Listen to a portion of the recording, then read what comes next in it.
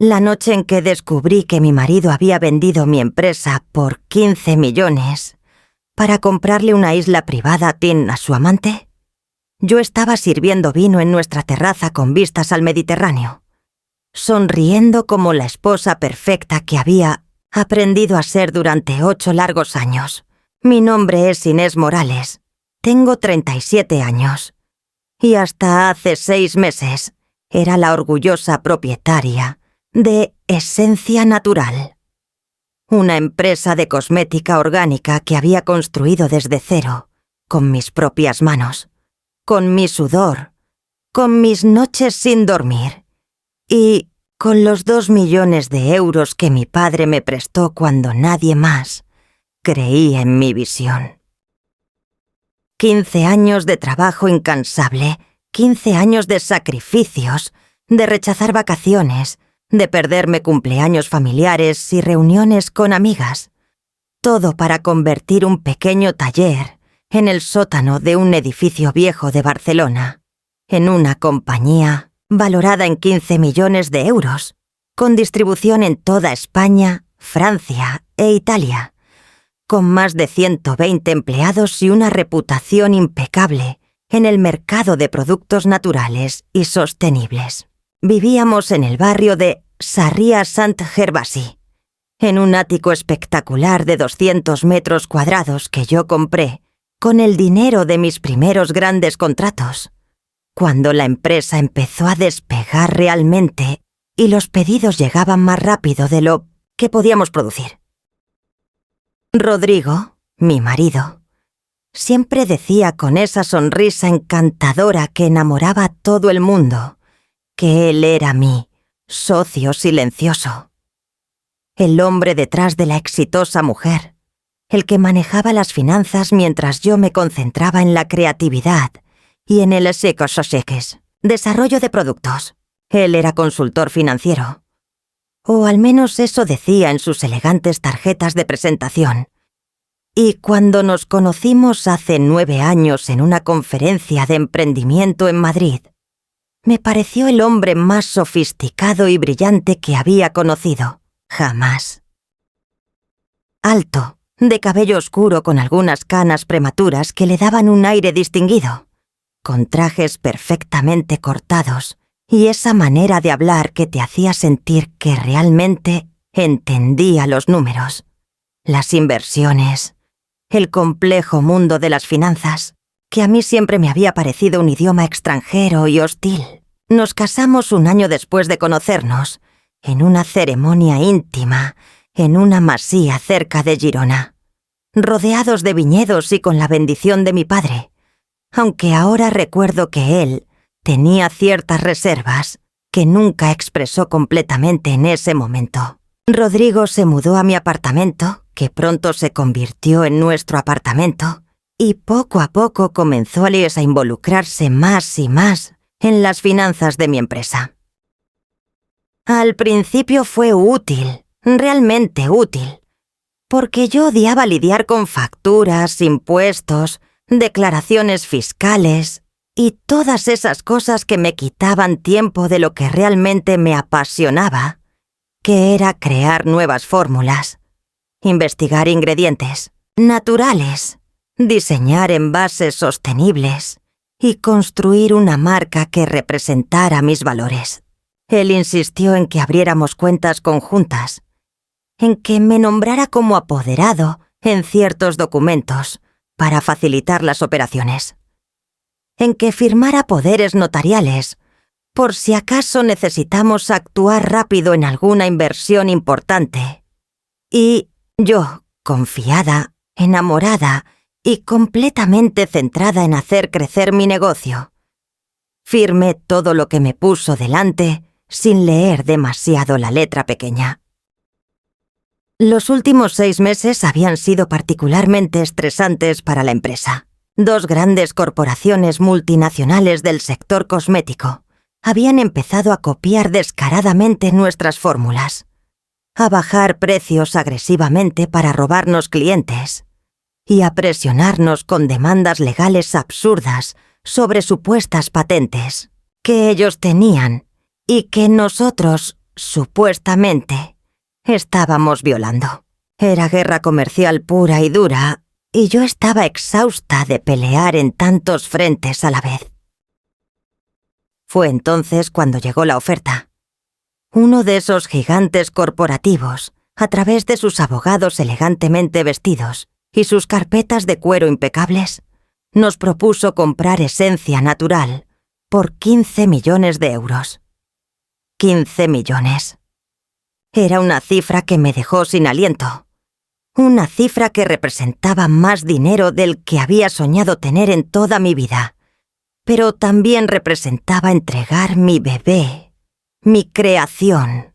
todo aquello por lo que había trabajado desde que tenía 22 años. Rodrigo se convirtió en el defensor más apasionado de aceptar la oferta. Cada noche durante 2 meses me bombardeaba con argumentos aparentemente lógicos y bien razonados. Me decía que estaba cansada, que merecía descansar, que con 15 millones podríamos asegurar nuestro futuro y el de nuestros futuros hijos, que él conocía inversiones increíbles que podrían duplicar o triplicar ese capital en pocos años, que era una tonta si rechazaba una oportunidad así. Me mostraba gráficos, proyecciones, números que bailaban en su computadora y que supuestamente demostraban que vender ahora y reinvertir era la decisión más inteligente que podríamos tomar. Cuando yo expresaba mis dudas, cuando le decía que la empresa era más que dinero para mí, que era mi identidad, mi propósito, mi legado, él me miraba con esa expresión condescendiente que había empezado a usar cada vez más frecuentemente, y me decía, con voz suave pero firme, que yo no entendía realmente de finanzas, que eso era normal, porque mi talento estaba en la creatividad y no en los números, que para eso estaba él, para protegerme de mis propias decisiones emocionales e irracionales. Finalmente, agotada por las presiones externas de la competencia y las presiones internas de mi propio marido, cedí. Firmamos los papeles en una notaría elegante del centro de Barcelona, con abogados de ambas partes revisando cada cláusula, y los 15 millones de euros fueron transferidos a lo que Rodrigo llamaba nuestra cuenta de inversiones estratégicas. Una cuenta en un banco privado suizo que él había abierto específicamente para manejar este nivel de capital de manera profesional y con las mejores ventajas fiscales internacionales. Yo firmé los documentos de apertura de esa cuenta sin entender realmente todos los términos legales, confiando en que mi marido, el experto financiero, estaba haciendo lo correcto para nosotros. Recuerdo que cuando salimos de la notaría, ese día de abril, con el sol brillando sobre las Ramblas y la ciudad llena de turistas felices, sentí un vacío enorme en el pecho, como si hubiera vendido una parte de mi alma. Pero Rodrigo me abrazó, me besó la frente y me prometió que esto era solo el comienzo de algo aún más grande y maravilloso. Los primeros días después de la venta fueron extraños. Me sentía perdida sin tener que ir a la oficina, sin tener que revisar fórmulas, sin tener que resolver los 1000 pequeños problemas diarios que surgían en una empresa en crecimiento. Rodrigo, por otro lado, parecía más energizado que nunca. Decía que estaba trabajando intensamente en identificar las mejores oportunidades de inversión, que estaba en contacto con gestores de fondos de alto nivel, que estaba analizando mercados emergentes y oportunidades en tecnología verde. Viajaba constantemente, o al menos eso decía. 3 o 4 días a la semana estaba fuera, en Madrid, en Londres, en Ginebra, siempre con reuniones importantísimas que no podían posponerse. Su teléfono móvil, que antes dejaba casualmente sobre la mesa de la cocina, ahora siempre tenía contraseña y siempre estaba boca abajo. Cuando le preguntaba sobre los detalles de sus inversiones, me daba respuestas vagas y técnicas, llenas de términos financieros complicados que sonaban impresionantes, pero que no me daban ninguna información concreta real. Empecé a notar pequeñas cosas que no encajaban. Encontré un recibo de una joyería cara del Paseo de Gracia por 45.000 euros, una cantidad obscena de dinero. Pero yo no había recibido ninguna joya. Cuando le pregunté, él me dijo con naturalidad que era un regalo de negocios para un cliente importante, algo necesario para cerrar un trato grande. Vi cargos en la tarjeta de crédito de restaurantes exclusivos de Marbella, en fechas en las que él supuestamente estaba en reuniones en Zúrich. Cuando le mencioné la discrepancia, se molestó. Me acusó de no confiar en él, de estar paranoica, de arruinar lo que debería ser un momento feliz de nuestras vidas, con mis sospechas infundadas y mis inseguridades. Me hizo sentir culpable por dudar. Me hizo sentir como si yo fuera la loca, la controladora, la esposa desconfiada que no podía simplemente relajarse y disfrutar de la nueva vida que él estaba construyendo para nosotros. Pero la gota que colmó el vaso, el momento que cambió absolutamente todo y que me hizo ver la verdad detrás de la perfecta fachada que mi marido había construido, llegó una tarde de junio, cuando él estaba supuestamente en Frankfurt para una conferencia de inversores internacionales. Yo estaba en casa, sintiéndome inquieta e incapaz de concentrarme en nada, cuando decidí limpiar su despacho, un espacio que él consideraba casi sagrado y donde normalmente no me dejaba entrar, porque decía que tenía documentos confidenciales de clientes que no podía compartir por razones de privacidad profesional. Pero ese día la puerta estaba entreabierta, y mientras pasaba la aspiradora y ordenaba algunos papeles sueltos, vi su laptop personal medio abierta sobre el escritorio. No pude resistir la tentación. Con el corazón latiéndome fuerte y las manos temblando ligeramente, abrí completamente la pantalla. No tenía contraseña porque estaba en modo de suspensión, y lo primero que vi fue su bandeja de entrada de correo electrónico. Había un email de hace apenas 2 días con un asunto que decía: confirmación final. Isla Paraíso. Transacción completada. Y el remitente era un bufete de abogados especializado en propiedades internacionales de lujo con sede en las Islas Caimán.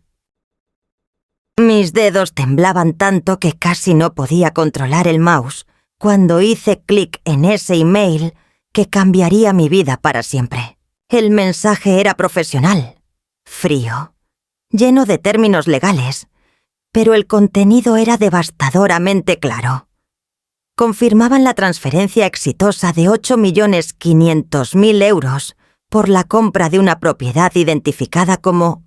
Isla Paraíso, una isla privada de 15 hectáreas ubicada en el Mar Caribe, específicamente en aguas territoriales de las Bahamas, con todos los derechos de propiedad, aguas circundantes y permisos de construcción ya aprobados. El comprador registrado era una empresa llamada Paraíso Investments Ltd. Y el email incluía varios archivos adjuntos que mi mano, moviéndose como si perteneciera a otra persona, se apresuró a abrir uno tras otro mientras mi respiración se volvía cada vez más superficial y rápida. Las primeras imágenes me dejaron sin aliento, pero no por su belleza,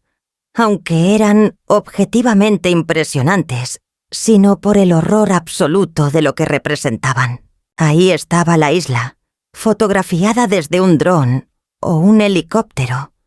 con playas de arena blanca inmaculada rodeando una densa vegetación tropical, con un muelle privado de madera extendiéndose hacia aguas turquesas, tan cristalinas, que podías ver el fondo arenoso incluso en las partes más profundas. Había fotos de una villa enorme en construcción avanzada, una estructura moderna de 3 plantas con enormes ventanales de piso a techo, terrazas envolventes, una piscina infinita que parecía fundirse con el océano, y acabados de lujo que gritaban dinero a cada centímetro. Pero lo que realmente me hizo sentir como si alguien me hubiera golpeado el estómago con un martillo fueron las fotografías al final del archivo. Fotos que claramente no eran parte de la documentación oficial, sino imágenes personales que alguien había tomado durante una visita a la propiedad. En esas fotos estaba Rodrigo, mi marido, el hombre con quien había compartido mi cama durante 8 años, el hombre en quien había confiado con todo mi dinero y todo mi futuro. Y estaba abrazando a una mujer joven, rubia, delgada, con un vestido blanco vaporoso que el viento caribeño pegaba hacia su cuerpo, mientras ella reía con la cabeza echada hacia atrás, en una expresión de pura felicidad. Amplié la imagen con dedos torpes, acercándome más y más a ese rostro femenino. Y fue entonces cuando el reconocimiento me golpeó como un rayo. Era Camila Herrera, mi antigua asistente personal, la chica eficiente y sonriente que había trabajado para mí durante 2 años y que había renunciado hace aproximadamente 8 meses, diciendo que había conseguido una oportunidad increíble en el extranjero, una oferta que no podía rechazar. Yo le había dado mi bendición, incluso le había escrito una carta de recomendación entusiasta, y ahora la estaba viendo en los brazos de mi marido, en una isla comprada con mi dinero ganado con 15 años de trabajo brutal, sonriendo como si fuera la dueña del mundo. Tuve que correr al baño para vomitar, incapaz de contener las náuseas que me subían desde el estómago, como una ola violenta e imparable. Me quedé arrodillada frente al inodoro durante lo que parecieron horas, pero probablemente fueron solo minutos, con lágrimas corriendo por mis mejillas, con todo mi cuerpo temblando incontrolablemente, con mi mente corriendo a 1000 kilómetros por hora, tratando de procesar lo que acababa de descubrir, pero sin poder realmente aceptarlo, porque era demasiado monstruoso, demasiado traicionero, demasiado calculado, como para ser real. Pero era real, tan dolorosamente real como el frío del suelo de mármol del baño contra mis rodillas desnudas. Cuando finalmente logré ponerme de pie y lavarme la cara con agua helada que no hizo nada para calmar el fuego de rabia y dolor que ardía dentro de mí, regresé al despacho de Rodrigo con una determinación nueva y terrible, naciendo en mi pecho. Esta vez no revisé su laptop con manos temblorosas y llenas de miedo, sino con una calma fría y calculadora que no sabía que poseía. Revisé cada carpeta, cada documento, cada email, tomando fotos con mi teléfono móvil de todo lo que parecía importante o incriminatorio. Encontré correspondencia con el bufete de abogados que se remontaba a 10 meses atrás, justo cuando Rodrigo había comenzado a presionarme intensamente para vender la empresa, lo que significaba que había estado planeando esto durante casi 1 año, que cada argumento sobre inversiones inteligentes y seguridad financiera había sido una mentira cuidadosamente construida, que cada beso en la frente y cada promesa de un futuro mejor había sido teatro puro diseñado para manipularme y robarme. Encontré documentos sobre la villa en construcción, 3.200.000 euros, con especificaciones de lujo obsceno, incluyendo un gimnasio privado, un cine en casa, una bodega climatizada para vinos, 6 habitaciones cada una con su propio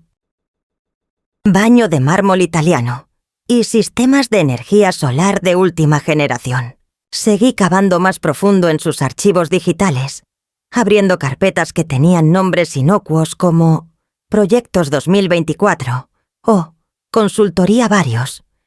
Y ahí encontré los extractos bancarios de lo que él llamaba nuestra cuenta de inversiones estratégicas. Mi sangre se heló cuando vi los movimientos. Transferencias enormes. Cientos de miles de euros saliendo mes tras mes, con conceptos vagos como consultoría internacional o honorarios de gestión o simplemente transferencia.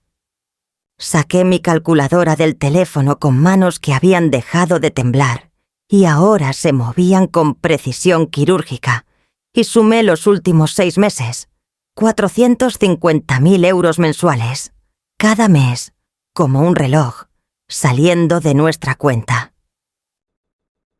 Supuestamente conjunta, hacia destinos que yo tendría que investigar, pero que ya podía adivinar. En total,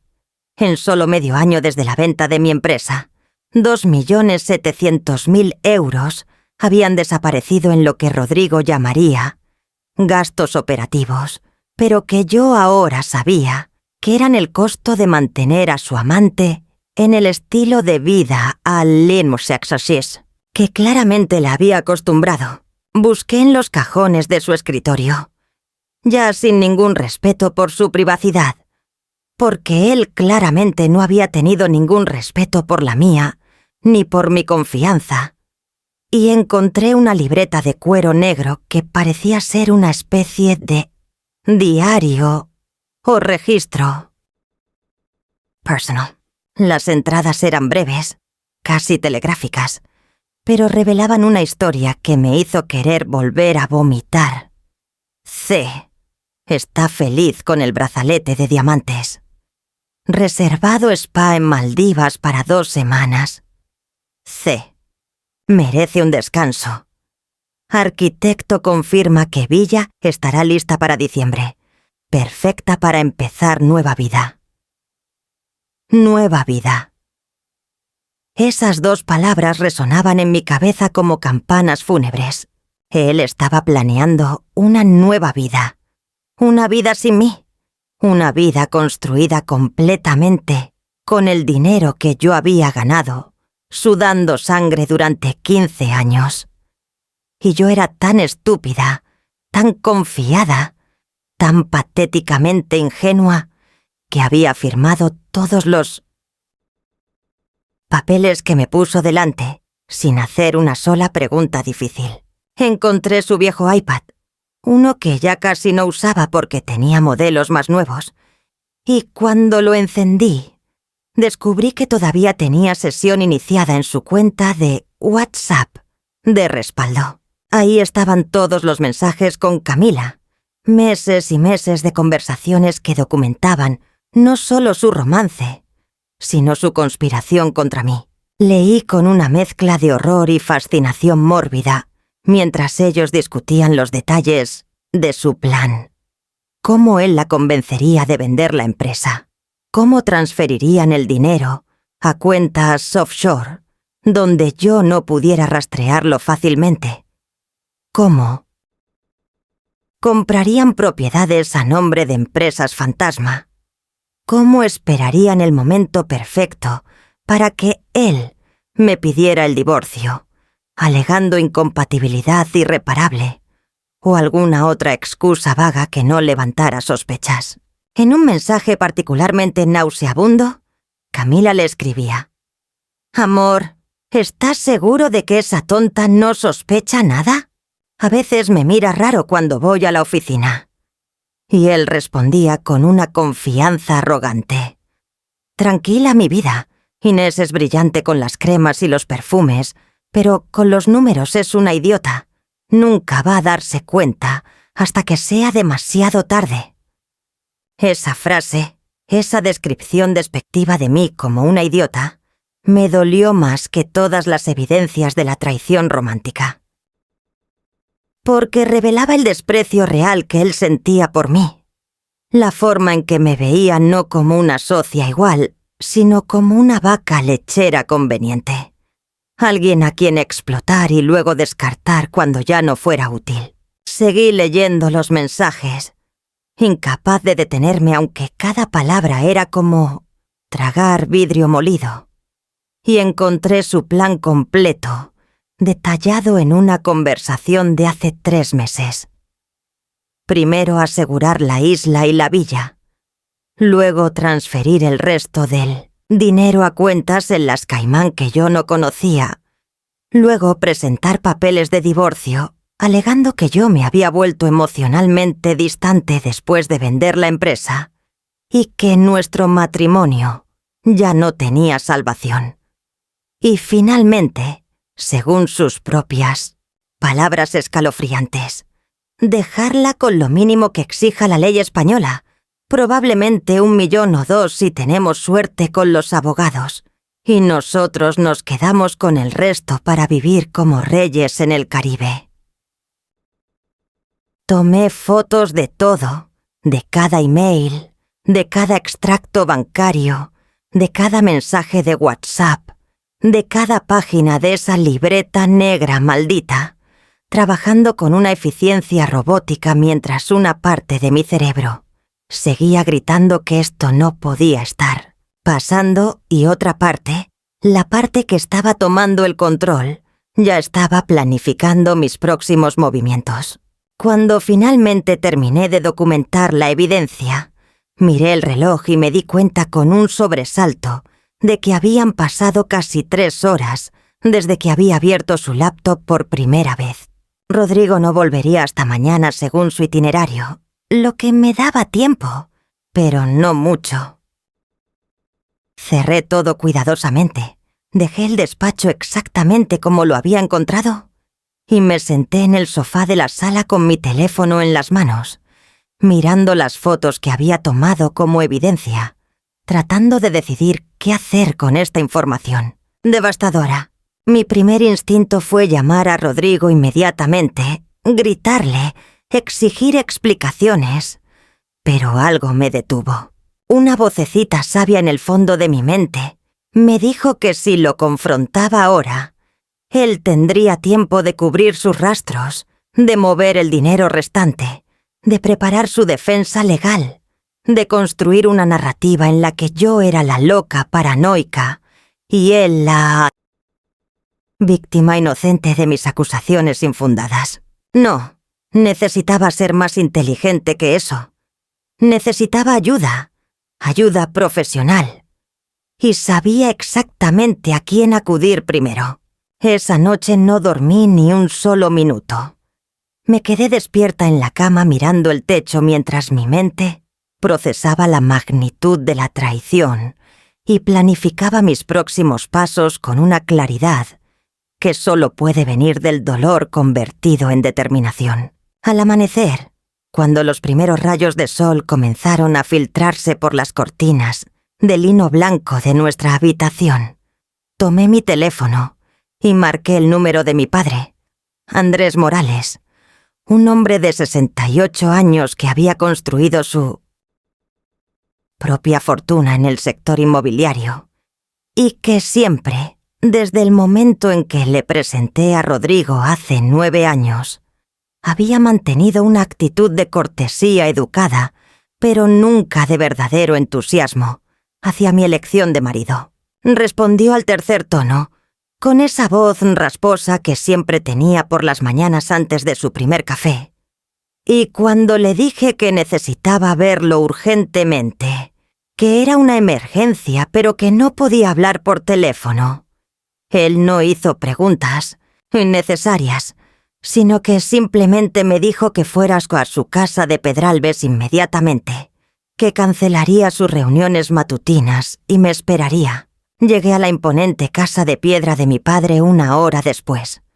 conduciendo mi BMW a una velocidad probablemente imprudente por las calles todavía medio vacías de Barcelona. Y cuando él abrió la puerta y vio mi cara, supongo que demacrada y con tinnitus, los ojos hinchados de no dormir y de llorar intermitentemente durante toda la noche, me abrazó sin decir palabra y me llevó a su estudio, ese espacio forrado de madera oscura y libros antiguos, donde habíamos tenido tantas conversaciones importantes a lo largo de mi vida. Me preparó un café cargado con sus propias manos. Se sentó frente a mí en uno de los sillones de cuero que olían a tabaco de pipa, aunque él había dejado de fumar hacía años, y me dijo con esa voz calmada que siempre me había hecho sentir segura, desde Pasos Eques, que era una niña pequeña. «Cuéntamelo todo, Inés, sin prisa, desde el principio». Y yo se lo conté todo, cada detalle horrible, cada pieza de evidencia que había encontrado, cada mensaje traicionero que había leído, mientras le mostraba las fotos en mi teléfono, y veía cómo su expresión pasaba de la preocupación inicial a una furia controlada pero palpable que hacía que las venas de su cuello se marcaran contra su piel bronceada. Cuando terminé mi relato, mi padre se quedó en silencio durante un largo momento, mirando por la ventana hacia el jardín perfectamente cuidado, donde mi madre solía cultivar rosas antes de fallecer hace 5 años. Y luego se volvió hacia mí con una expresión que mezclaba dolor por mi sufrimiento y algo que parecía casi culpa. Me dijo algo que me dejó helada. «Inés, hace 8 años, cuando me dijiste que ibas a casarte con Rodrigo, contraté a un investigador privado para que revisara sus antecedentes. Sentí que el aire se escapaba de mis pulmones mientras él continuaba hablando, explicándome que el investigador había encontrado cosas preocupantes, que Rodrigo tenía deudas significativas de tarjetas de crédito que había ocultado, que había sido despedido de 2 trabajos anteriores por irregularidades financieras que nunca se probaron completamente, pero que dejaron suficientes dudas como para que otras empresas no quisieran contratarlo, que su título de la escuela de negocios era real, pero que sus supuestos éxitos como consultor financiero eran mayormente exagerados o directamente inventados. Mi padre me confesó que me había mostrado ese reporte una semana antes de mi boda, que yo lo había leído, que me había enfurecido con él por investigar a mi prometido a mis espaldas, que le había gritado que estaba tratando de controlar mi vida como siempre, que le había dicho que Rodrigo me amaba de verdad y que su pasado no importaba porque todos merecían una segunda oportunidad, y que finalmente le había dado un ultimátum. O aceptaba mi matrimonio y guardaba sus sospechas para sí mismo, o perdería su relación conmigo. Él había elegido tragarse sus dudas y darme su bendición, esperando estar equivocado, rezando para que el amor que Rodrigo decía sentir por mí fuera genuino y suficiente para superar sus defectos de carácter pasados. Ahora, con lágrimas brillando en sus ojos cansados, me decía que se arrepentía cada día de no haber insistido más, de no haber sido más firme, de haber valorado preservar nuestra relación por encima de protegerme de lo que claramente había sido un error monumental desde el principio. No tuve energía para estar enojada con mi padre, porque toda mi rabia estaba dirigida hacia Rodrigo y hacia mi propia estupidez ciega. Así que simplemente le apreté la mano y le dije que ahora necesitaba su ayuda,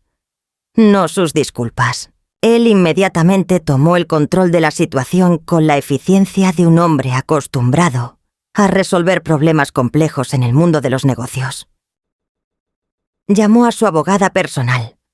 una mujer llamada señora Lucía Mendoza, que tenía reputación de ser absolutamente despiadada en casos de fraude financiero y divorcios complicados,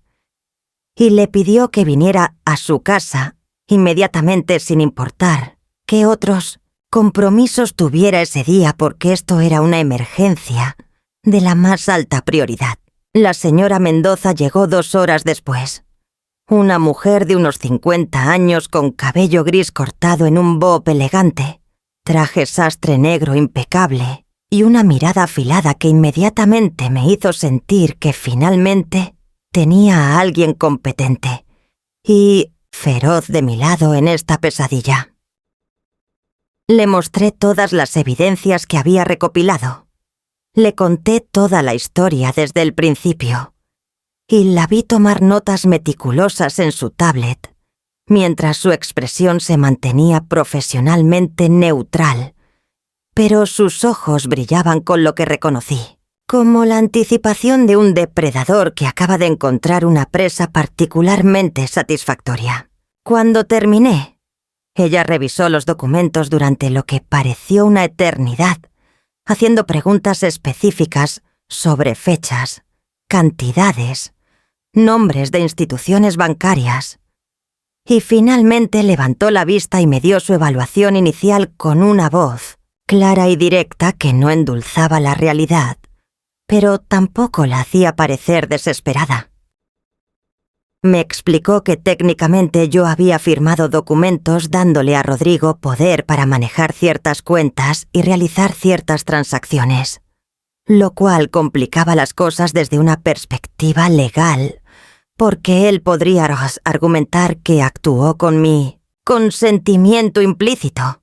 pero que el hecho de que hubiera usado ese poder para enriquecerse personalmente y para preparar una vida con otra mujer, usando fondos que provenían exclusivamente de mi trabajo,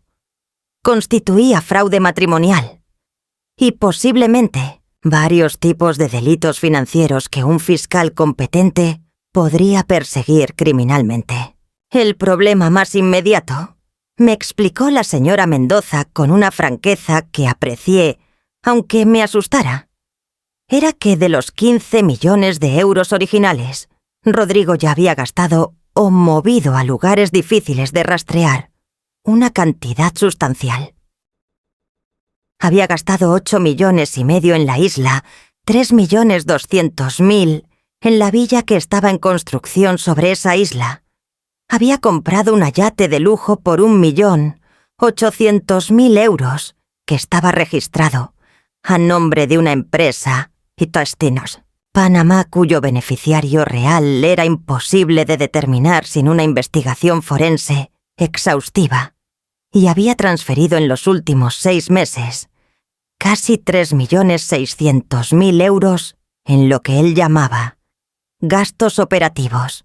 pero que claramente eran pagos para mantener a su amante en un estilo de vida obscenamente lujoso que incluía, según los extractos bancarios que yo había fotografiado, compras en tiendas de diseñador por decenas de miles de euros, tratamientos de spa que costaban lo que una familia normal gasta en un año, y viajes en primera clase a destinos exóticos cada pocas semanas. Hicimos los cálculos juntas, mi padre, la abogada y yo, sentados alrededor de la mesa del comedor de mi padre, con documentos esparcidos por todas partes como evidencia de una masacre financiera. Y la suma era devastadora. De los 15 millones originales, quedaban aproximadamente 1,2 millones euros en la cuenta suiza, que supuestamente era nuestra cuenta de inversiones conjunta,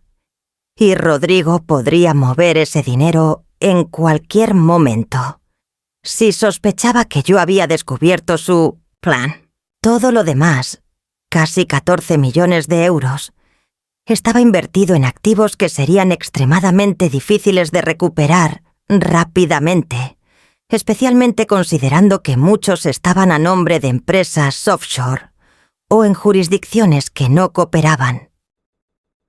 fácilmente con demandas civiles españolas. La señora Mendoza fue brutalmente honesta conmigo.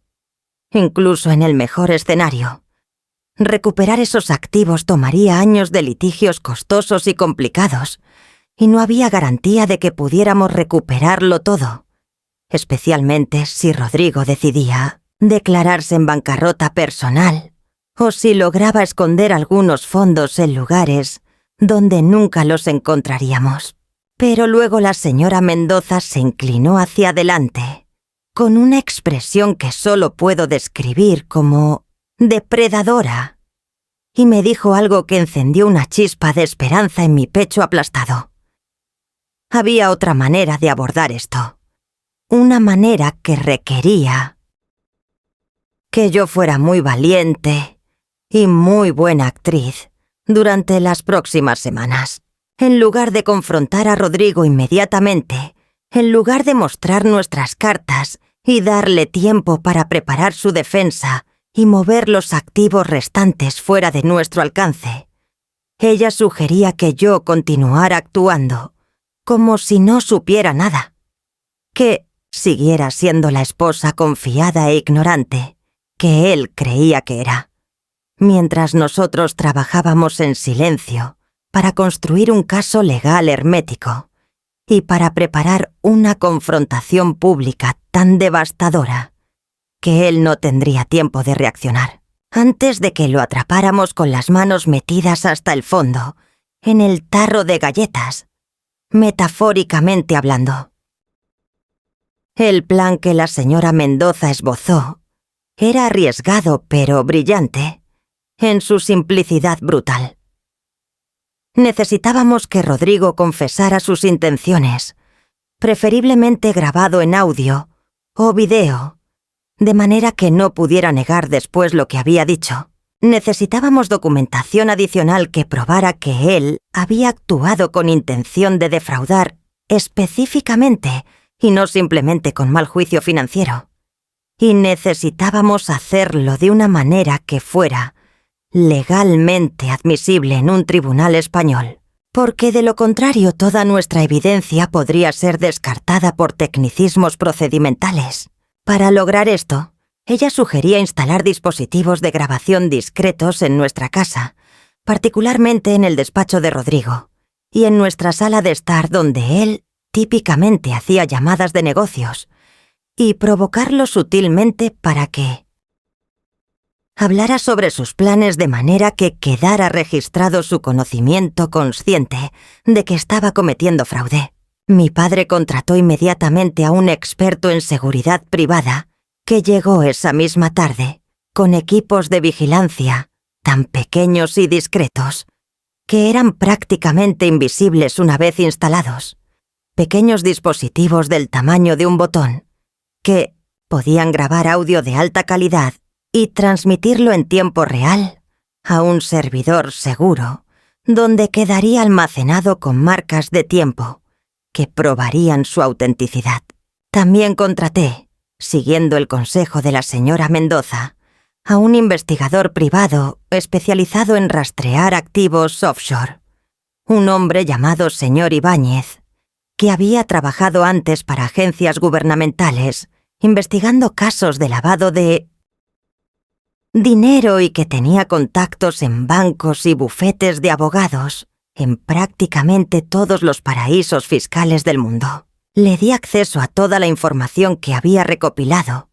y le pedí que profundizara, que encontrara cada cuenta, cada empresa fantasma, cada activo que Rodrigo hubiera comprado o escondido con mi dinero, sin importar dónde estuviera o cuántas capas de corporaciones lo protegieran. Durante los siguientes días actué en la obra de teatro más difícil de mi vida, sonriendo cuando Rodrigo regresó de su supuesto viaje a Frankfurt,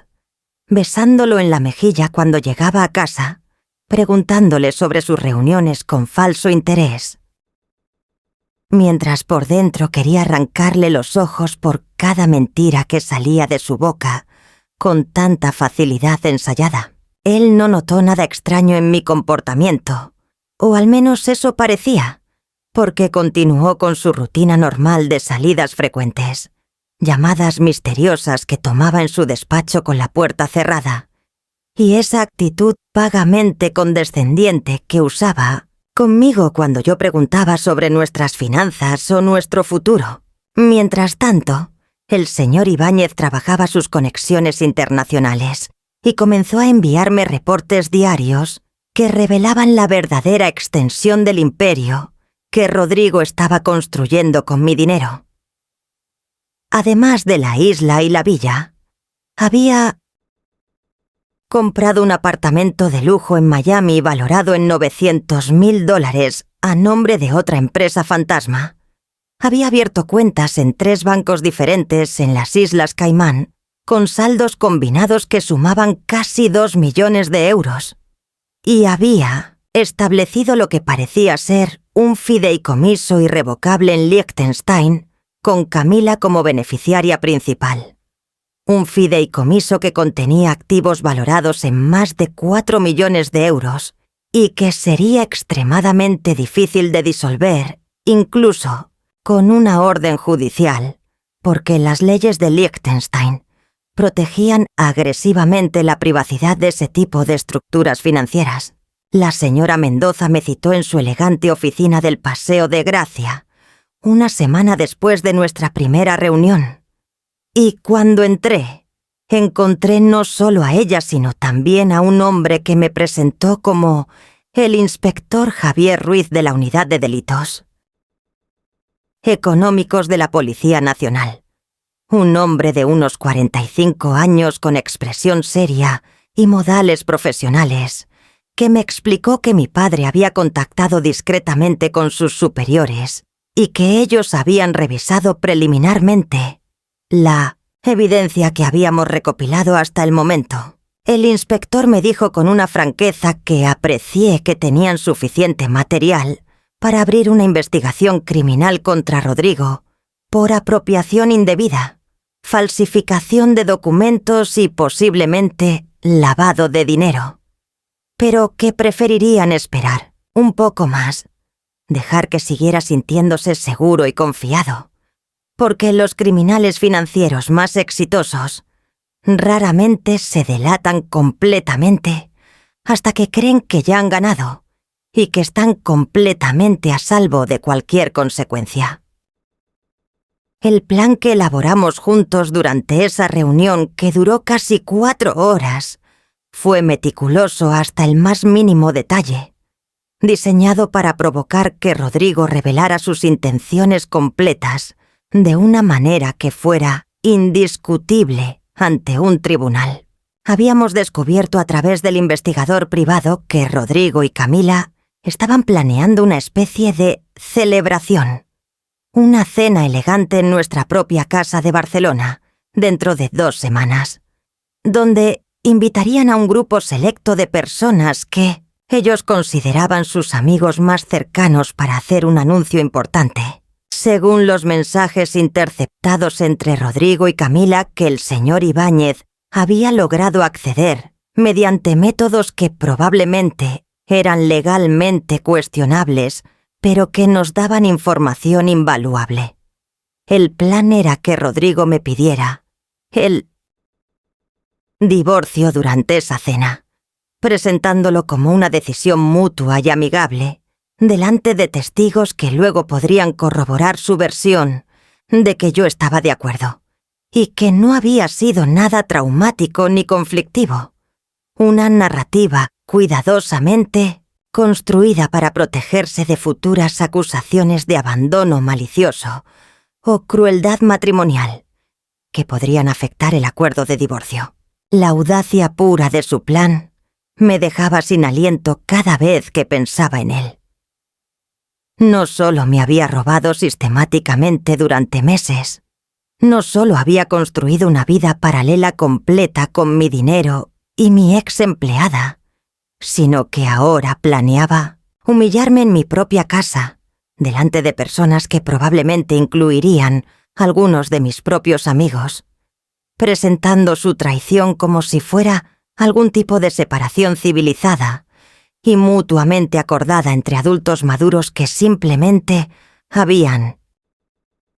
crecido en direcciones diferentes. La señora Mendoza, viendo probablemente la furia creciente en mi expresión mientras procesaba la magnitud de su descaro,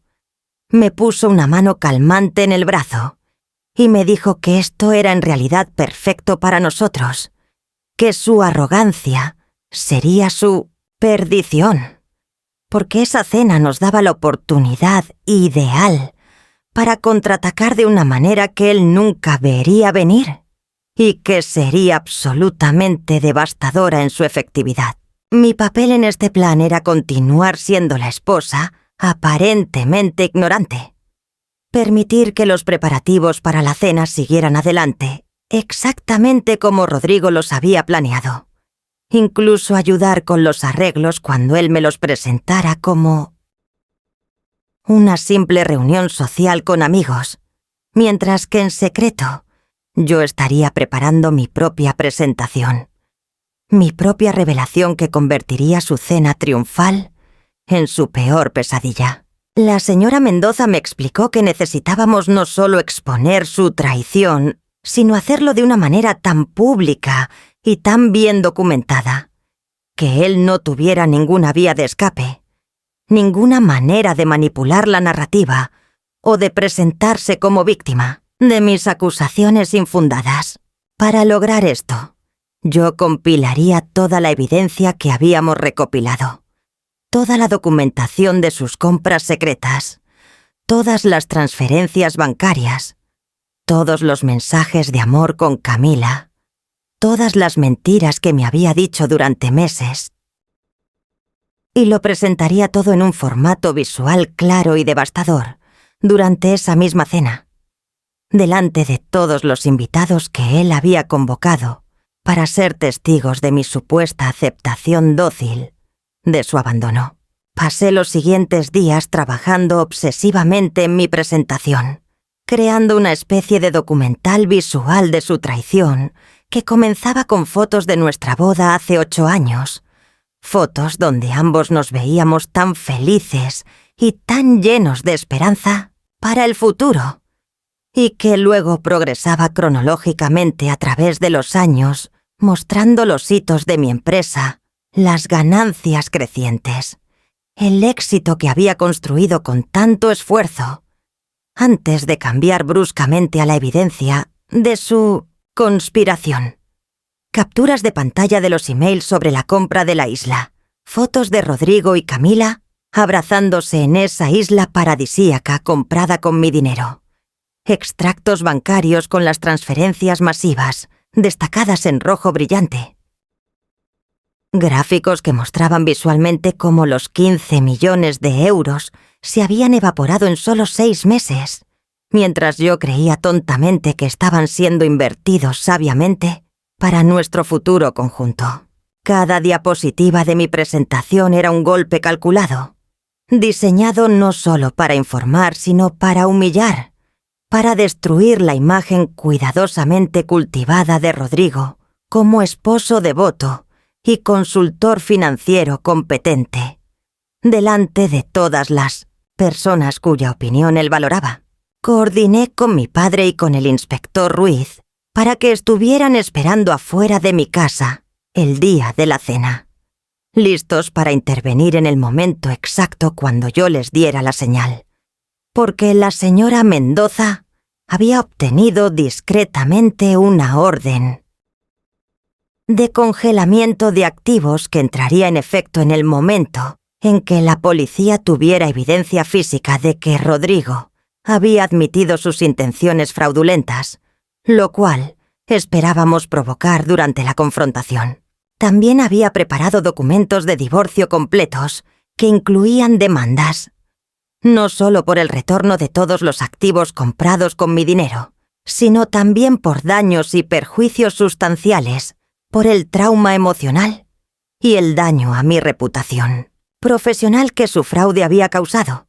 Documentos que el inspector Ruiz entregaría formalmente, junto con una notificación de la investigación criminal, tan pronto como mi presentación terminara, y quedara claro ante todos los testigos presentes que Rodrigo era un ladrón y un mentiroso de proporciones verdaderamente espectaculares. Compré un vestido nuevo para la ocasión, un vestido rojo carmesí que me llegaba justo arriba de las rodillas y que tenía un escote discreto pero elegante. Un vestido que proyectaba poder y confianza en lugar de la imagen de esposa sumisa y complaciente que Rodrigo esperaba que proyectara esa noche. Me hice arreglar el cabello en un salón elegante del centro, dejando que la estilista lo peinara en ondas suaves que caían sobre mis hombros desnudos, y me maquillé con más cuidado del que había puesto en años. No para lucir hermosa para Rodrigo, sino para lucir fuerte, para lucir como la mujer exitosa y competente que realmente era y que él había tratado de reducir a una simple fuente de ingresos conveniente. La noche de la cena llegó con una velocidad aterradora, y mientras me miraba en el espejo, antes de bajar a recibir a los invitados que comenzarían a llegar en menos de una hora, me di cuenta de que mi mano estaba completamente firme mientras me ponía los aretes de diamantes que mi madre me había dejado, sin ningún temblor, sin ningún signo de los nervios que debería estar sintiendo ante lo que estaba a punto de hacer. Rodrigo había contratado un servicio de catering para la cena. Meseros profesionales con uniformes impecables que servían champán francés caro y canapés elaborados a los invitados que comenzaron a llegar puntualmente a las 8 de la noche. Reconocí a la mayoría. Algunos eran amigos míos de antes de casarme que él había cultivado cuidadosamente durante nuestro matrimonio.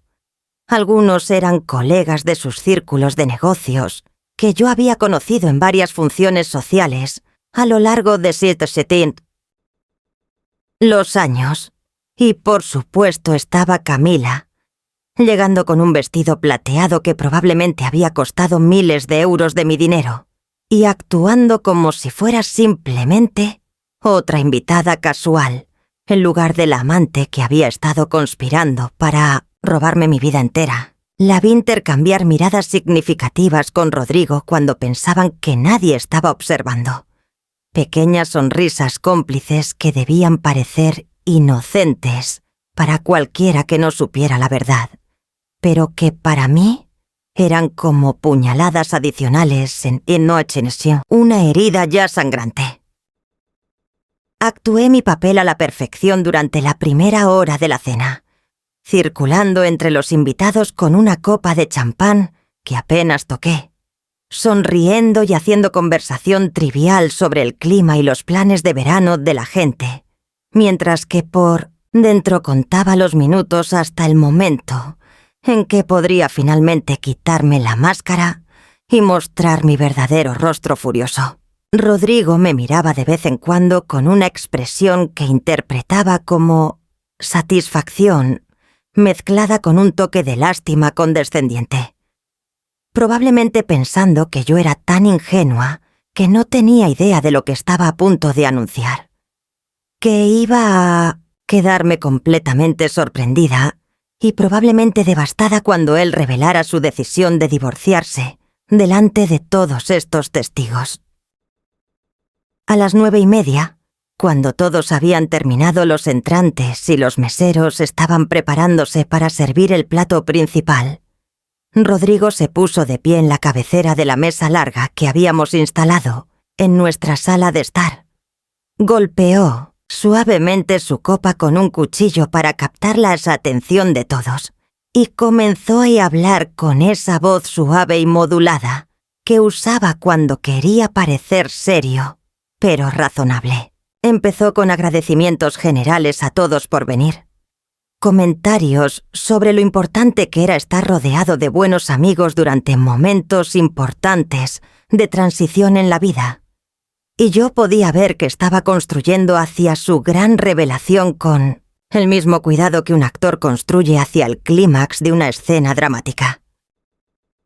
Pero justo cuando abrió la boca para continuar con lo que seguramente sería su anuncio del divorcio, presentado como una decisión mutua y civilizada, me puse de pie suavemente, me disculpé con una sonrisa que no llegaba a mis ojos, y dije con una voz clara que cortó a través de su discurso preparado como un cuchillo afilado: «Perdona que te interrumpa, cariño, pero yo también tengo algo importante que compartir con todos esta noche, y creo que debería ir primero». La expresión en el rostro de Rodrigo cuando lo interrumpí Fue una mezcla de sorpresa genuina y un toque de irritación apenas contenida, porque claramente no había anticipado que yo tuviera algo que decir en lo que él había planeado como su momento de gloria cuidadosamente orquestado. Pude ver cómo su mente trabajaba rápidamente tratando de decidir si debía insistir en continuar con su discurso o si debía cederme la palabra con gracia aparente para mantener la fachada de esposo considerado delante de todos nuestros invitados. Finalmente optó por lo segundo, haciendo un gesto magnánimo con su mano como invitándome a hablar mientras él se sentaba de nuevo en su silla con una sonrisa tensa que no alcanzaba sus ojos, probablemente calculando que lo que sea que yo tuviera que decir sería breve e insignificante, y que luego él podría retomar el control de la situación y proceder con su plan original sin mayores complicaciones. Me quedé de pie en mi lugar en la mesa, con el vestido rojo carmesí que había elegido específicamente, porque el color simbolizaba poder y determinación en lugar de sumisión. Y miré lentamente alrededor de la mesa a cada uno de los 25 invitados que nos observaban con expresiones que variaban desde curiosidad educada hasta interés genuino, sin tener idea de que estaban a punto de presenciar no una celebración, sino una ejecución social. Comencé a hablar con una voz que mantuve deliberadamente calmada y controlada, sin ningún rastro de las emociones turbulentas que hervían debajo de mi superficie compuesta, explicándoles a todos que cuando Rodrigo y yo nos casamos hace 8 años,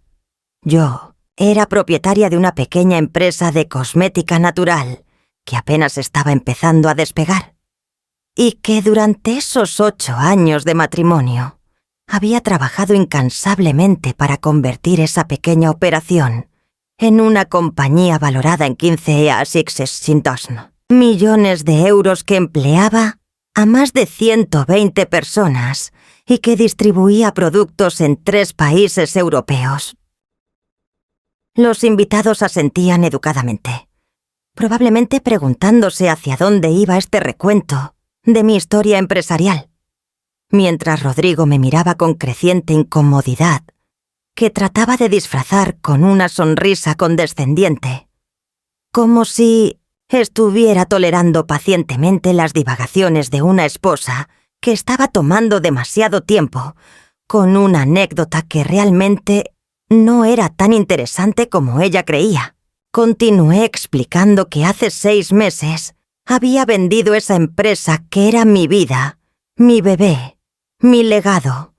por esos 15 millones de euros. Una decisión extremadamente difícil que había tomado en gran parte, porque mi marido, mi consultor financiero de confianza, me había convencido de que era la movida inteligente, que él conocía inversiones maravillosas que duplicarían o triplicarían ese capital en pocos años, que podríamos asegurar nuestro futuro financiero para siempre si solo confiaba en su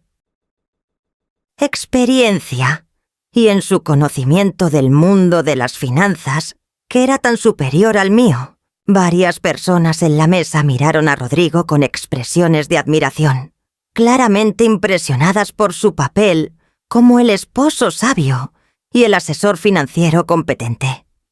Exactamente la reacción que él había cultivado cuidadosamente durante años de Sentorsis. Presentarse como el cerebro financiero detrás de mi éxito empresarial. Entonces mi tono cambió, volviéndose más frío, más afilado, y dije que lo que estaba a punto de mostrarles era la verdad sobre dónde había ido realmente ese dinero, sobre qué tipo de inversiones había hecho realmente mi marido con los 15 millones de euros que representaban 15 años de mi vida dedicados a construir algo significativo desde la nada. Caminé hacia el aparador donde había colocado discretamente mi laptop antes de que llegaran los invitados, La abrí y con unos pocos clics la conecté al gran televisor de pantalla plana que teníamos montado en la pared de la sala. Ese mismo televisor, donde Rodrigo y yo habíamos visto películas juntos durante años, en lo que ahora me parecía una vida completamente diferente, que había existido en algún universo paralelo, donde yo era feliz e ignorante, en lugar de traicionada y furiosa. La primera imagen que apareció en la pantalla gigante fue una foto aérea espectacular de una isla tropical. Un pequeño paraíso de playas blancas, rodeadas de aguas turquesas tan cristalinas que parecían irreales, con palmeras inclinándose grácilmente hacia el océano y un muelle privado extendiéndose hacia el mar, como un dedo de madera pulida. El silencio en la sala se volvió absoluto, mientras todos los ojos se fijaban en la pantalla. Y yo expliqué con esa misma voz, calmada y controlada, que esta era Isla Paraíso, una propiedad privada de 15 hectáreas ubicada en las Bahamas, comprada hace 4 meses por la suma de 8.500.000 euros de mi dinero.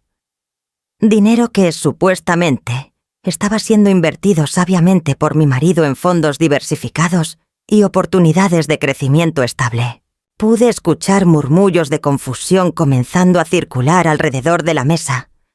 Pude ver expresiones desconcertadas mientras la gente trataba de entender qué estaba viendo y por qué yo estaba mostrándoles esto. Y definitivamente pude ver cómo el color drenaba completamente del rostro de Rodrigo, mientras él se daba cuenta de que algo había salido terriblemente mal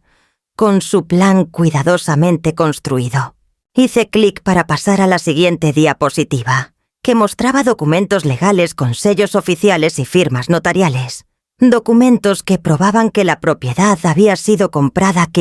a través de una empresa fantasma llamada Paraíso Investments LLC, registrada en las Islas Caimán, y que el beneficiario final de esa empresa, la persona que realmente era dueña de esta isla paradisíaca comprada con mi sudor y mis lágrimas de 15 años, era una mujer llamada Camila Herrera. Pronuncié ese nombre lentamente, claramente, dejando que resonara en el aire tenso de la habitación. Y luego giré mi mirada deliberadamente hacia donde Camila estaba sentada cerca del final de la mesa, con su vestido plateado caro y su expresión que había cambiado de confianza complaciente a terror puro en cuestión de segundos. Varios invitados siguieron mi mirada y comenzaron a hacer esa conexión mental. Comenzaron a entender que algo mucho más sórdido que una simple inversión empresarial mal aconsejada estaba desarrollándose delante de sus ojos. Y el nivel de murmullo en mi consciente, la sala aumentó de confusión educada a shock genuino. Rodrigo intentó ponerse de pie, intentó decir algo,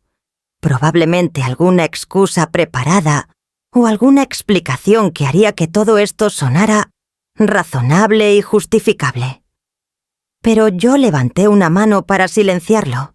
y continué con mi presentación porque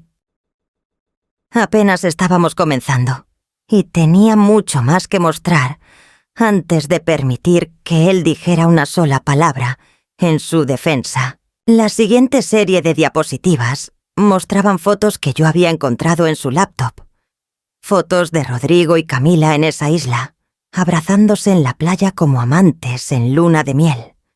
brindando con champán mientras el sol se ponía detrás de ellos, pintando el cielo de naranjas y rosas, besándose apasionadamente en el muelle, mientras olas gentiles lamían los postes de madera debajo de sus pies. Cada foto era una bofetada visual, una evidencia innegable de que esto no era simplemente una transacción comercial mal pensada, sino una traición romántica completa financiada enteramente con mi dinero. Y pude escuchar jadeos audibles de varios invitados mientras las imágenes cambiaban una tras otra en la pantalla gigante, cada una más íntima y más condenatoria que la anterior. Una mujer mayor que yo reconocí como la tía favorita de Rodrigo se puso de pie abruptamente, su silla raspando ruidosamente contra el suelo de madera, y comenzó a caminar hacia la puerta con una expresión de disgusto absoluto en su rostro arrugado, claramente sin querer ser testigo de más de esta humillación pública de su sobrino. Pero yo no había terminado. Ni siquiera estaba cerca de terminar. Así que continué implacablemente con mi presentación, mostrando extractos bancarios proyectados en la pantalla. Documentos financieros con números destacados en rojo brillante que mostraban transferencias masivas de cientos de miles de euros cada mes durante los últimos 6 meses, todas saliendo de lo que supuestamente era nuestra cuenta de inversiones conjunta y todas yendo a cuentas en paraísos fiscales o siendo gastadas en compras extravagantes que claramente no eran para mí. Mostré recibos de una joyería de lujo en Madrid por 45.000 euros por un brazalete de diamantes que nunca allí había visto. Recibos de un distribuidor de yates en Málaga por 1.800.000 euros por una embarcación de lujo, registrada a nombre de otra empresa fantasma en Panamá. Recibos de un arquitecto y constructor especializado en propiedades de ultralujo por 3.200.000 euros por una villa de 6 habitaciones que estaba siendo construida en esa isla paradisíaca para que Rodrigo y Camila pudieran vivir como reyes caribeños usando el dinero que yo había ganado durante 15 años de trabajo brutal que había incluido noches sin dormir, comidas saltadas, vacaciones canceladas y sacrificios personales que él nunca había apreciado ni respetado. Mostré gráficos que había creado meticulosamente durante mis días de preparación obsesiva, gráficos de pastel coloridos que visualizaban exactamente cómo se habían evaporado mis 15 millones de euros en solo 6 meses. 8.5 millones en la isla, 3.2 millones en la villa, 1.8 millones en el yate y casi 4 millones en lo que los extractos bancarios llamaban vagamente gastos operativos y honorarios de consultoría, pero que yo había rastreado meticulosamente, hasta revelar que eran en realidad el costo de mantener a Camila en un estilo de vida que incluía compras mensuales en tiendas de diseñador por decenas de miles de euros, tratamientos de spa semanales que costaban más de lo que la mayoría de la gente gana en un mes, viajes en primera clase a París y Milán y Londres para hacer compras y asistir a eventos de moda. Todo mientras yo me quedaba en casa en Barcelona, creyendo tontamente que mi marido estaba en reuniones de negocios importantes, trabajando duro para asegurar nuestro futuro financiero conjunto. Finalmente, después de lo que probablemente fueron 15 o 20 minutos de mi presentación metódica y devastadora, aunque sentí como si hubiera durado horas, llegué a la pieza de evidencia más condenatoria de todas. Capturas de pantalla de los mensajes de WhatsApp entre Rodrigo y Camila que yo había encontrado en su viejo iPad y que documentaban no solo su romance, sino su conspiración explícita y deliberada para robarme sistemáticamente. Proyecté esos mensajes en la pantalla gigante, ampliándolos lo suficiente para que todos en la sala pudieran leer cada palabra horrible, cada pequeña discusión sobre cómo me manipularían para vender la empresa,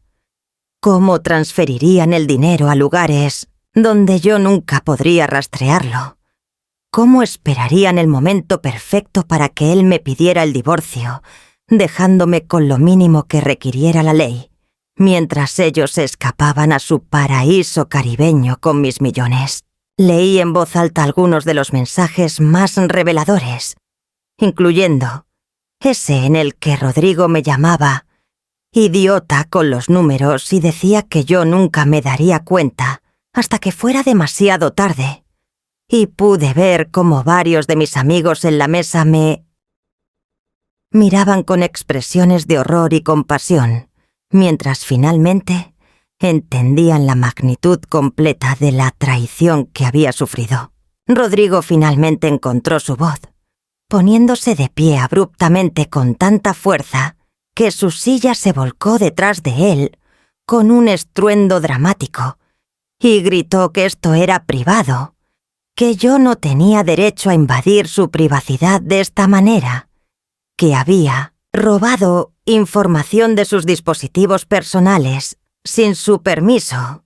y que nada de lo que estaba mostrando era admisible legalmente porque había sido obtenido ilegalmente. Su voz tenía un tono casi histérico mientras trataba desesperadamente de cambiar la narrativa,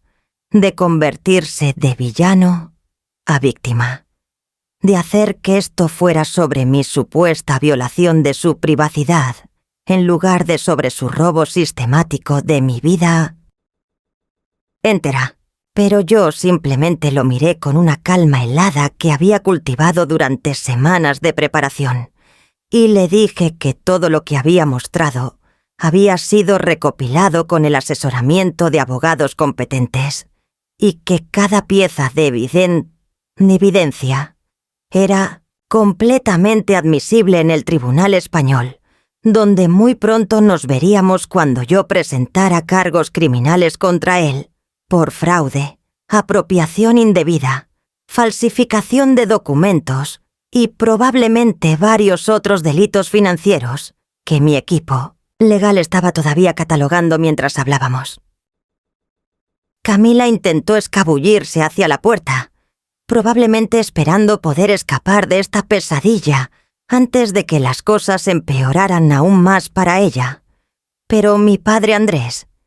que había estado esperando discretamente en el pasillo, fuera de nuestro apartamento exactamente como habíamos planeado, bloqueó su salida con su presencia física imponente y su expresión de disgusto absoluto. Varios otros invitados también se pusieron de pie, algunos claramente queriendo irse porque no querían ser testigos de más de este drama familiar explosivo. Otros acercándose a mí con expresiones de solidaridad y apoyo mientras comenzaban a procesar completamente lo que acababan de presenciar y tomaban partido claramente en mi favor contra el hombre que los había invitado aquí bajo falsas pretensiones. La madre de Rodrigo, una mujer elegante de 60 y tantos años que siempre había sido fría conmigo pero correcta, se levantó temblando y caminó directamente hacia su hijo con lágrimas corriendo por sus mejillas, cuidadosamente maquilladas, y le preguntó en voz quebrada: ¿cómo podía haber hecho algo tan horrible? ¿Cómo podía haberle hecho esto a su esposa que lo había apoyado durante años?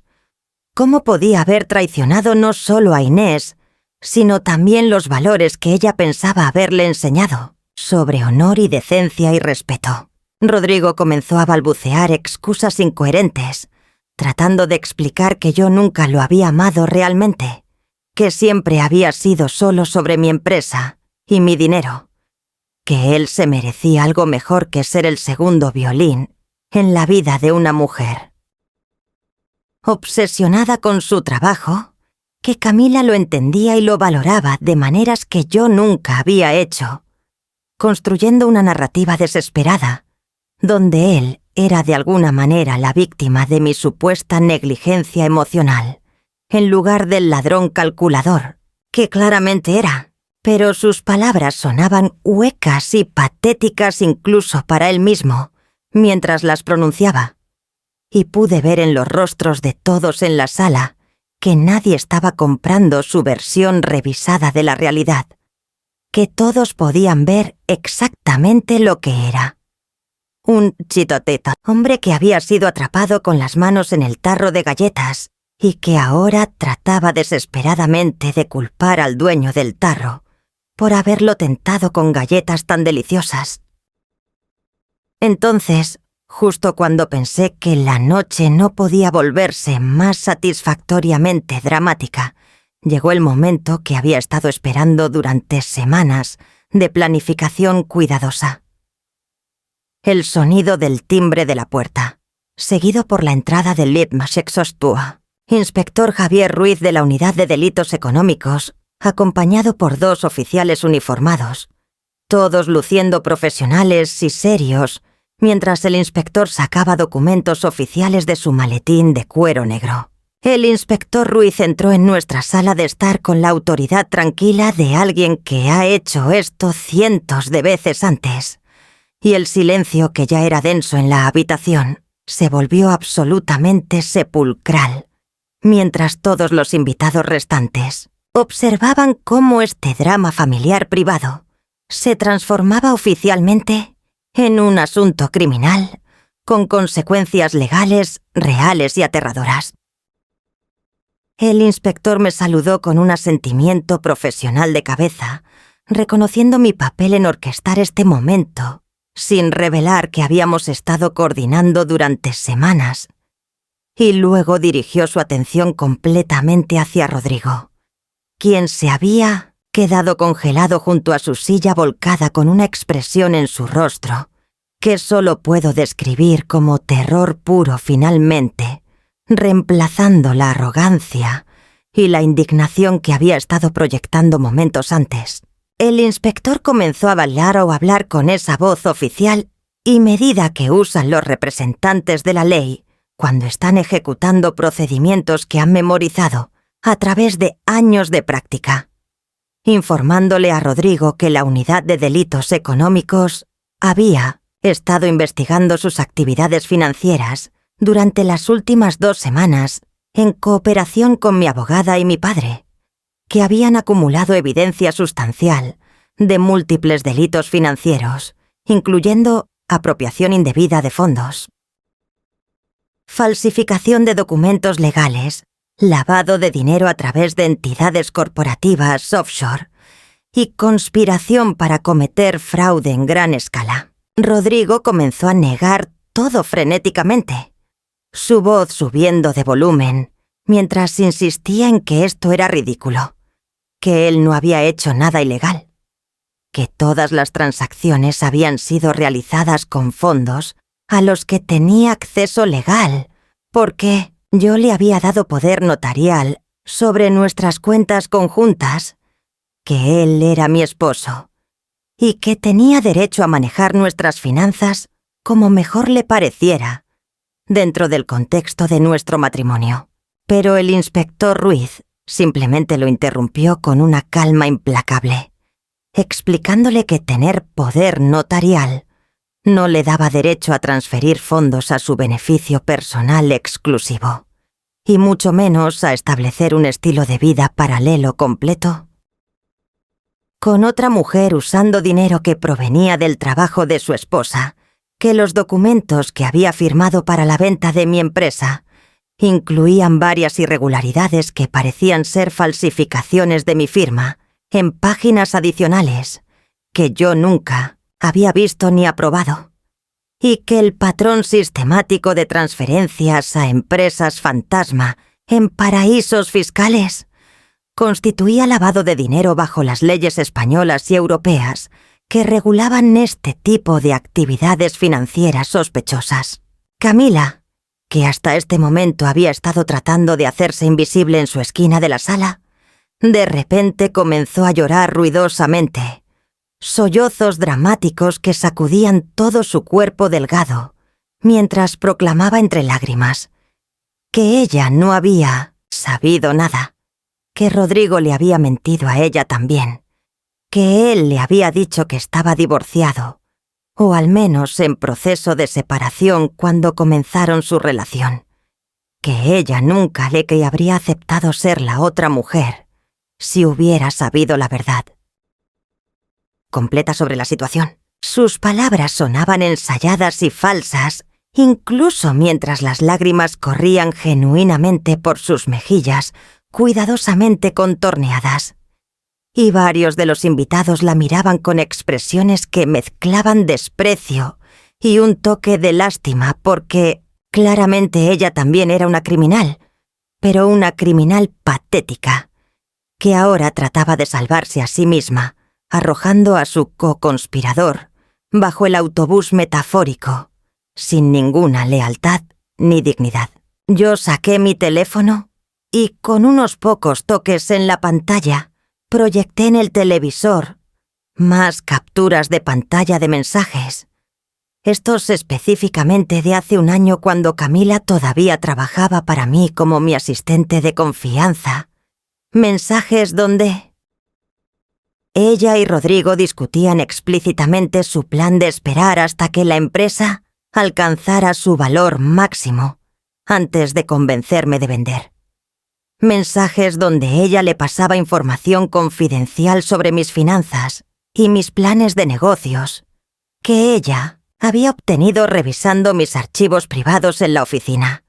Mensajes que probaban sin ninguna duda posible que ella había sido una participante activa y consciente en esta conspiración desde el principio,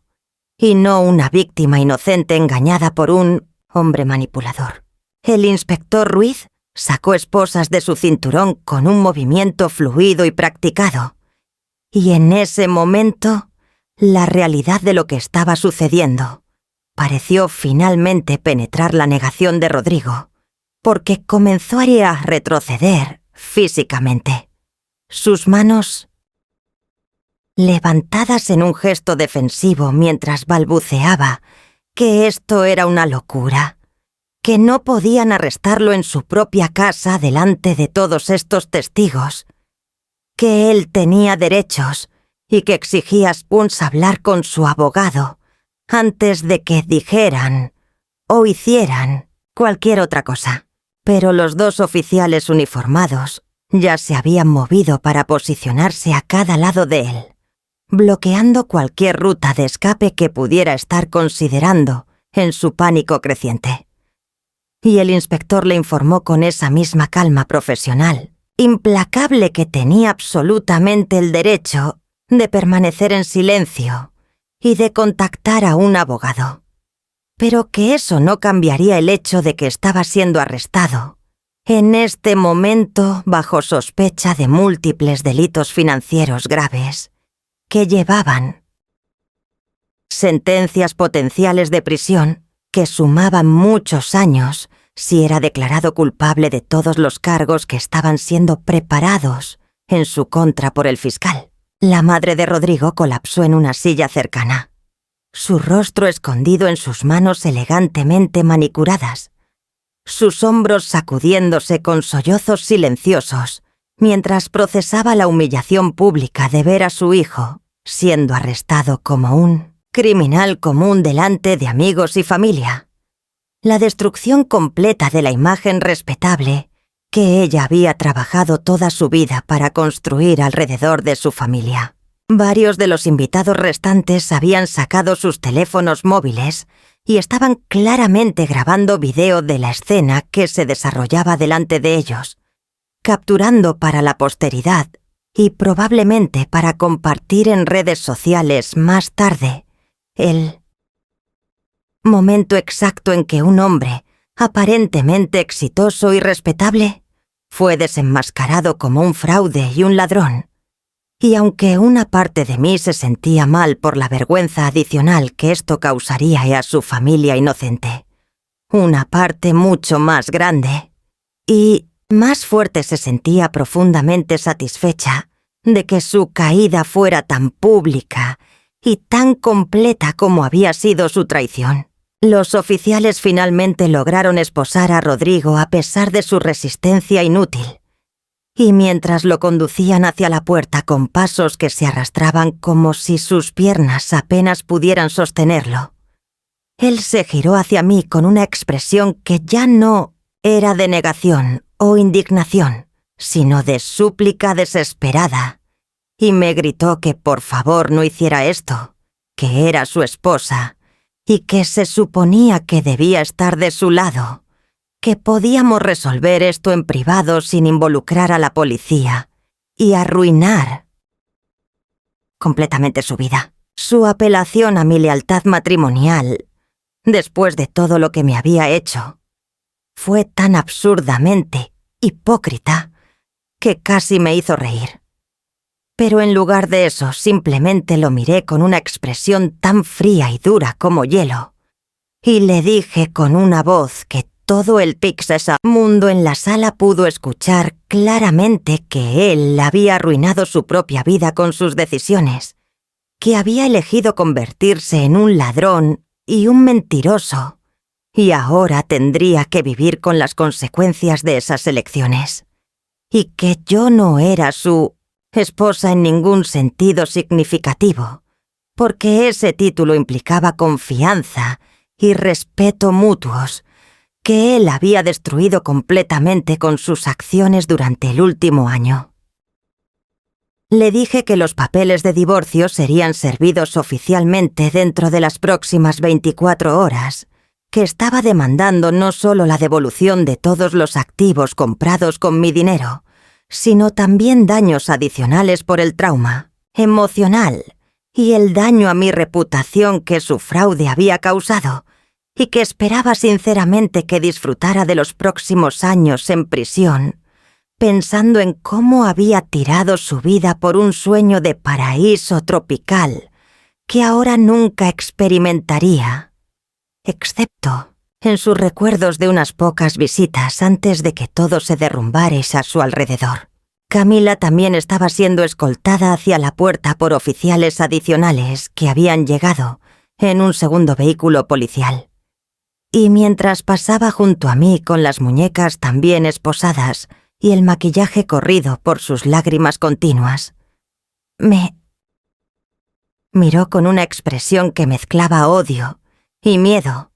y algo que podría haber sido remordimiento si le daba el beneficio de la duda que, francamente, no merecía. Pero justo antes de que los oficiales la sacaran completamente de mi apartamento y de mi vida, ella se detuvo y se giró hacia mí gritando algo que hizo que varios de los invitados restantes jadearan audiblemente.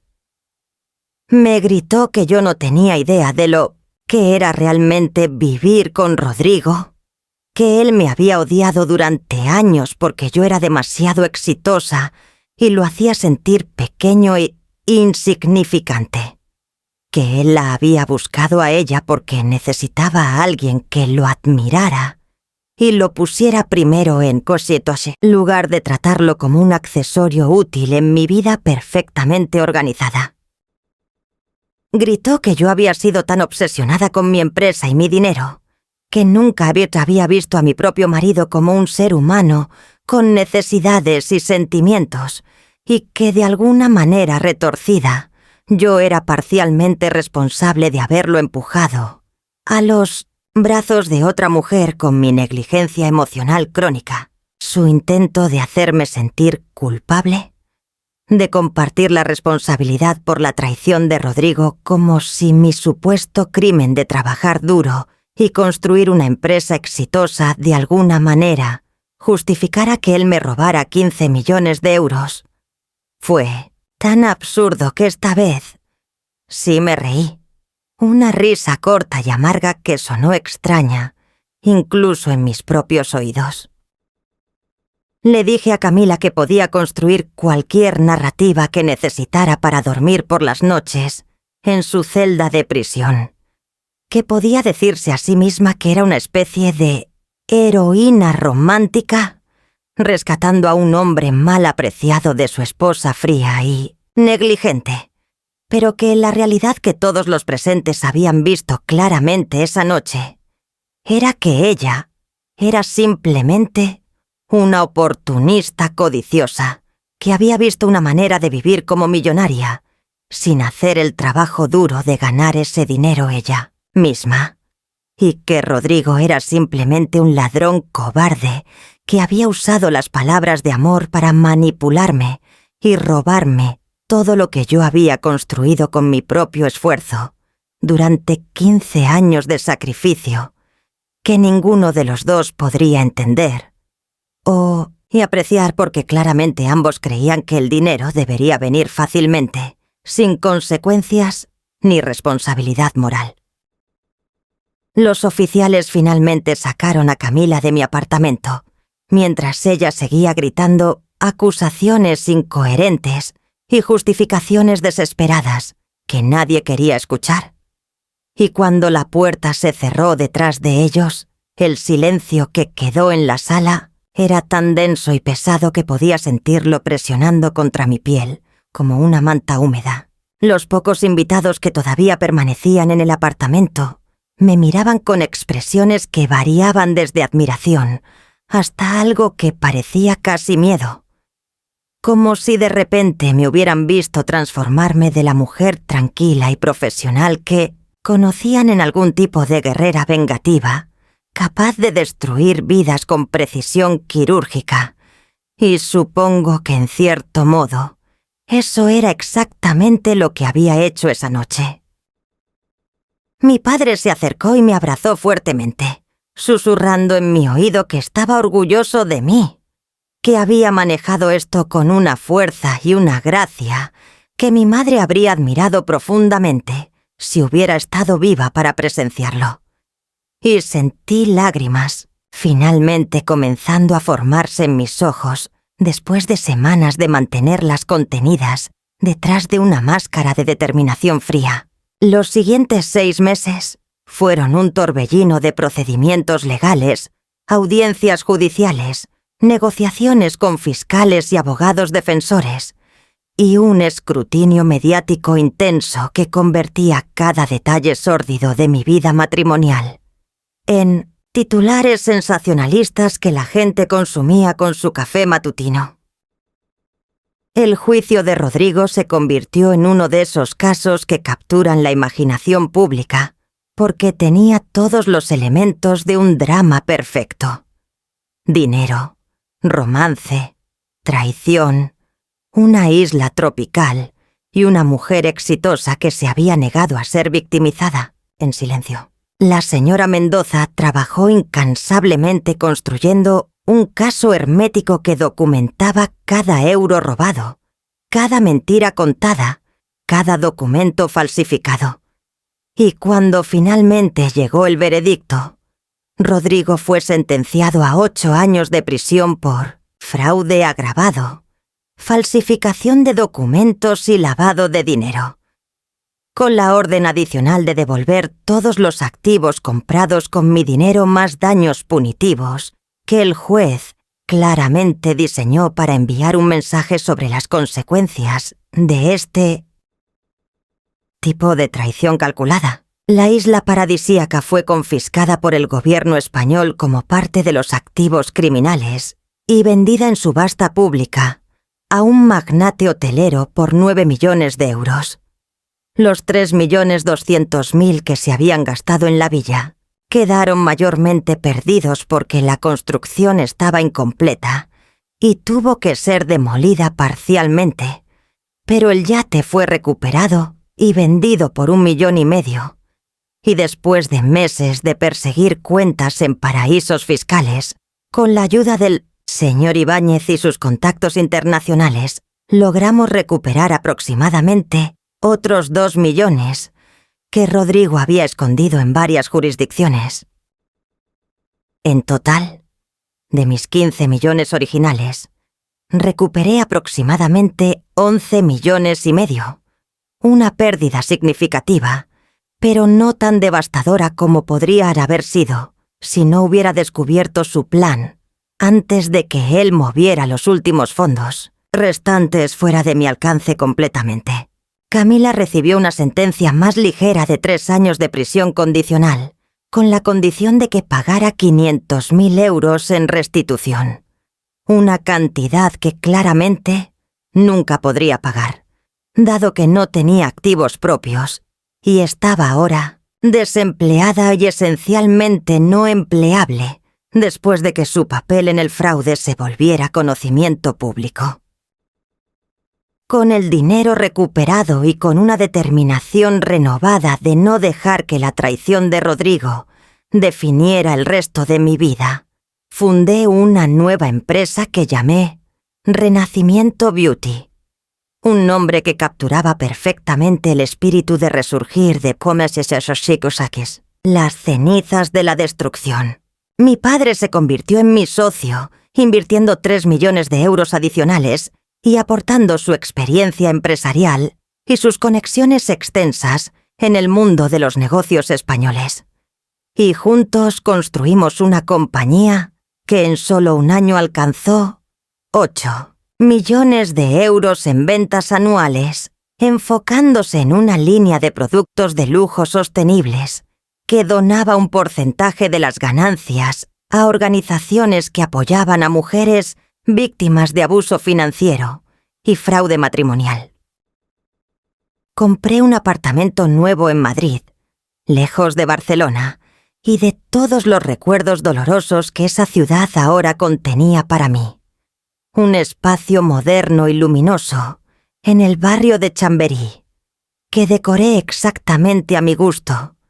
sin tener que considerar las opiniones o preferencias de ningún hombre, llenándolo de arte contemporáneo y plantas verdes y libros que había querido leer durante años, pero nunca había tenido tiempo, porque siempre estaba trabajando o tratando de mantener un matrimonio que estaba podrido desde sus cimientos. Aproximadamente un año después de la noche de la cena desastrosa, conocí a Diego en una conferencia de diseño sustentable en Valencia, un arquitecto especializado en construcción ecológica que tenía 45 años, 2 hijos de un matrimonio anterior que había terminado amigablemente hace 5 años y una perspectiva sobre la vida que era refrescantemente directa y honesta después de años de vivir con las manipulaciones de Rodrigo. Diego no se impresionó particularmente por mi dinero o mi éxito empresarial, lo cual al principio me desconcertó porque estaba acostumbrada a hombres que veían mi riqueza como mi característica más atractiva. Pero luego me di cuenta de que esa era exactamente la razón por la cual podía confiar en él, porque me veía como Inés, la persona, en lugar de Inés, la millonaria. Nuestra relación creció lentamente y cuidadosamente, construida sobre conversaciones honestas y respeto mutuo, en lugar de pasión abrumadora o promesas grandiosas. Y aunque había momentos en que mi trauma del pasado hacía que cuestionara sus motivos o buscara señales de engaño que no existían, él era paciente conmigo y entendía que reconstruir la confianza después de una traición tan completa tomaría tiempo. Un día lluvioso de noviembre, recibí una carta de la prisión donde Rodrigo estaba cumpliendo su sentencia. Una carta escrita a mano, en papel barato, que olía a desesperación y arrepentimiento tardío. En la carta me pedía perdón con palabras que sonaban ensayadas y huecas. Me decía que había tenido mucho tiempo para reflexionar sobre sus errores y que finalmente entendía la magnitud del daño que me había causado, que yo merecía mucho mejor que lo que él me había dado, y que si pudiera regresar el tiempo y tomar decisiones diferentes, lo haría sin dudarlo. La carta terminaba con una súplica de que considerara visitarlo en la prisión para que pudiera disculparse en persona y explicarme que, a pesar de todo lo que había hecho, él realmente me había amado a su manera distorsionada y egoísta. Leí la carta una sola vez, mientras estaba sentada en mi oficina nueva con vistas a la Gran Vía de Madrid, con el sonido del tráfico filtrándose a través de las ventanas de doble panel. Y luego la rompí en pedazos pequeños y la arrojé a la papelera de Montessateo. Reciclaje sin responder, ni guardar ninguna parte como recuerdo, porque no necesitaba su perdón, ni sus explicaciones para seguir adelante con mi vida. Diego estaba conmigo esa tarde. Había pasado por la oficina para llevarme a cenar en un restaurante nuevo que había encontrado en Malasaña. Y cuando me preguntó si estaba bien después de leer la carta, simplemente sonreí y le dije que estaba mejor que... bien. que estaba libre, completamente, y finalmente, libre de las cadenas de un pasado que ya no tenía ningún poder sobre mi presente o mi futuro. Esa noche durante la cena, rodeada del murmullo confortable de otros comensales y con la mano cálida de Diego sosteniendo la mía sobre la mesa, me di cuenta de que la mejor venganza no había sido ver a Rodrigo ir a prisión o recuperar la mayoría de mi dinero o incluso exponer públicamente su traición delante de todos sus amigos. La mejor venganza había sido simplemente continuar viviendo, reconstruir mi vida con mis propias manos, encontrar felicidad genuina que no dependía de ningún hombre ni de ninguna validación externa, y convertirme en una versión de mí misma que era más fuerte y más sabia por haber sobrevivido a la tormenta, en lugar de haber sido destruida por ella.